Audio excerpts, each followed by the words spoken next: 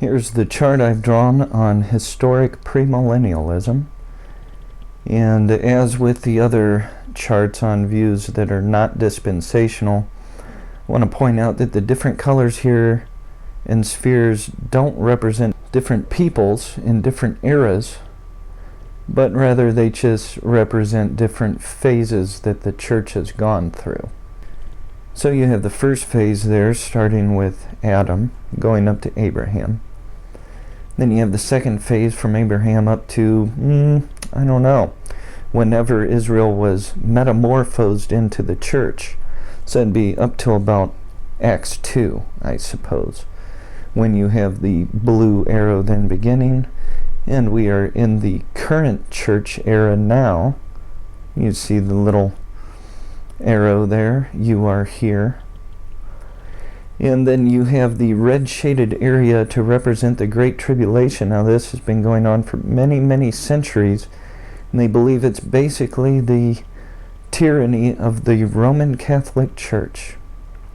So you have a very long period there, shaded in red, and it represents Roman tyranny, which is supposed to be one and the same as the Great Tribulation. So the Great Tribulation is hundreds and hundreds of years long. We're in it right now. I guess it's not so bad after all, huh?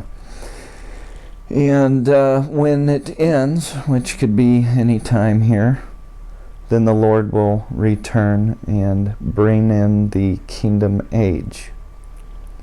Something you should keep in mind with the term Historic Premillennialism is that at times it can be a bit of a misnomer when it's applied to different people.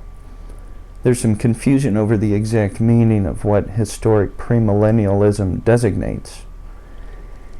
And basically, the term Historic Premillennialism refers to premillennialists from the Reformation era. So we're talking about men who were premillennialists, men in the 1500s and 1600s and 1700s. That's really who we're talking about when we say historic premillennialists.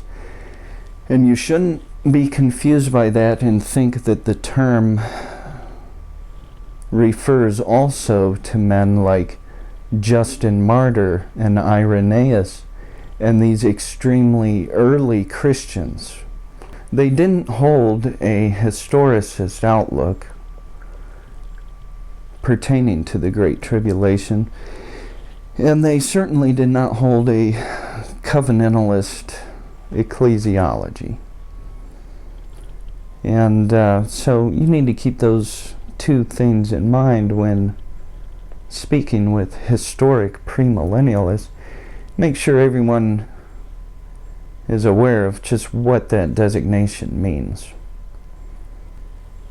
This view has had some problems in the past with the way in which they have interpreted Daniel chapter 8 in the past. And you may be familiar with the great disappointment of the Millerite movement. And the historic premillennialism that utilizes a historicist outlook has had some problems in the past with people fixing fake dates for the return of the Lord. And although the way they approach the book of Revelation and Daniel chapter 8 and other prophecy, you could say that you could condemn the view for that, but it should be pointed out that there's many historicists over the years who have not fallen into that error. So historicism can't be condemned as just outright causing people to fix fake dates, to fix false dates for the return of the Lord.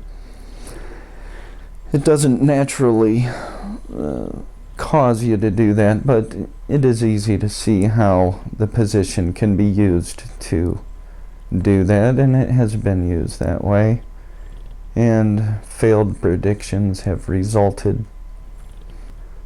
So there's a brief look at historic premillennialism. You should keep in mind that these two special aspects of it, the historicist outlook on the Great Tribulation and Covenant Theology, neither one of those two elements of this view are very historic at all.